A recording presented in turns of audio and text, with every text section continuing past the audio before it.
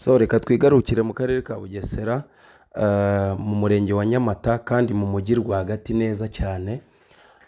Uyu munsi rero noneho ndagira ngo abashoramari bigaragaze. Hano nje kuhabereka imari iri gushaka miliyoni 230. Nivuga miliyoni 230 namwe muraza guhita mwumva ibyo ari byo.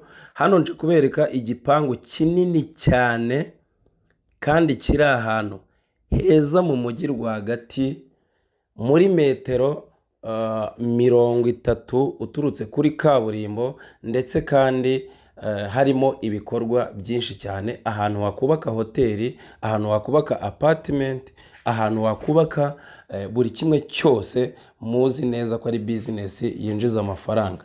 Ahantu arashaka miliyoni 230. Ndagira ngo muntege amatwi neza mu byumve. Ni miliyoni 230 kandi mbibutse ko ari n'utuganiro duke cyane. Reka ntangire imari nyibereka nahereye kuri kiriya gipangu, ndaje ngiye kuberekamo n'amazu. N'ubuso ibihumbi birenga 3,500. So nuvuga ngo ubuso burenga 3,500 harimo n'izi nzu murimo murareba. Izi nzu ntangiriyeho zirimo. Mbibutse ko ari hano mu mujyi wa Nyamata rwagati, ni mu karere ka Bugesera nk'ibisanzwe. Ni ahantu h'ishoramari mu buryo bwose. Ngira ngo natangiye mbereka amakaritsiye, mwabonye uko ameze. Izi nzu zose zirimo muri ubu buso bw'ibihumbi 350 burenga hafi bushyika hafi mu bihumbi 4. Ngira ngo muri kubibona aya mazu yose ndimo mbereka arimo. Ni ukuvuga ngo aya mazu yose, aya ngaya yose mureba ari muri ubu butaka. So ni ahantu heza washyira business iyo ariyo yose, wahashyira amazu akodeshwa, wahubaka buri kimwe cyose ushaka, apartment, hotel, ibiki byose ahangaha rwose. Ngira ngo murabibona ko ari ahantu mu mujyi rwagati. Mwabantu mwe kuva hano ugera kuri kaburimbo ugenda n'amaguru ni iminota 3 amaguru. Na moto ntabwo akwiriye gutega moto, kwanza birumvikana. Ngira ngo murana ko ubutaka bwacu bugarukira ahangaha, buva hano kuri aya mapave. Hano naberekaga ko aya mapave bukagera haranatungaga urutoki, ubundi ugashyiramo izi nzu zose, ukazamuka kuri izi borudire z'umweru n'umukara, ukagenda ukagera kuri iriya gate. Ubundi ugasubira hirya. Ngira ngo murahabona neza ukuntu hagiye hameze. Murebe karitsiye namwe ukuntu imeze. Ariko hano hari jaride naberekaga, ubaye ufite amafaranga ahagije naho twahakugurisha, ariko birasaba umushoramari. namwe murabyumva watugurisha n'ahangaha.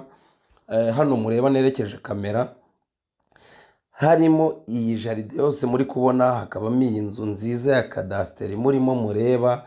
Ubundi warangiza ugakomeza inyuma hirya namwe mwumva ubuso bw'ibihumbi birenga 3,500, ukamanuka kwizi borodire zimeze, ukagenda ukagera kuri kiriya gipangu cy'amatafari ahiye. Ngira ngo murahareba mwabantu mwe, ni muri karitsiye nziza.